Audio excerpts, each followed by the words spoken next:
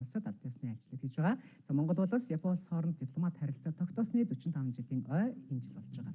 За хоёр улсын хооронд 1998 оноос иж бүрэн түншлэлийн 2010 оноос стратегийн түншлэлийн харилцааг хөгжүүлж байгаа. Хоёр улсын стратегийн түншлэлийг хөгжүүлэх тухай дунд хугацааны хөтөлбөрийг 2013-аас 2017 онд талууд бүрэн хэрэгжүүлж дунд хугацааны хөтөлбөрийг үргэлжлүүлэн хэрэгжүүлж байгаа юм. Монгол Улсын ерөнхий сайд Хүрэл Сүхийн 2018 оны 12 дугаар сард Япон улсад хийсэн аль биесны айлчлалаар талууд Монгол-Японы стратегийн түншлэлийг улам бүр бэхжүүлэх тухай хамтарсан мэдээлэл гаргаж, стратегийн түншлэлийн дунд хугацааны хөтөлбөрийн биелэлтийн танилцуулгыг гаргасан. Монгол-Японы хооронд эдийн засгийн түншлэлийн хэлэлцээрийг 2015 оны 2 дугаар сарын 10-ны өдөр байгуулж, уг хэлэлцээр 2016 оны 6 дугаар сарын 7-ны өдрөөс хүчин төгөлдөр үйлчилж байгаа.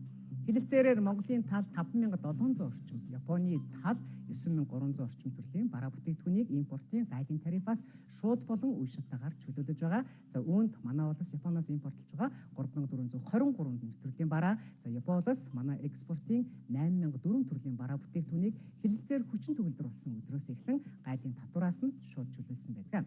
Хоёр орны худалдааны эргэлт 2019 оны жилийн эцсийн байдлаар 601 сая ам.доллар төрж өмнөх онтой харьцуулахад 229%-аар өссөн дүнтэй байгаа.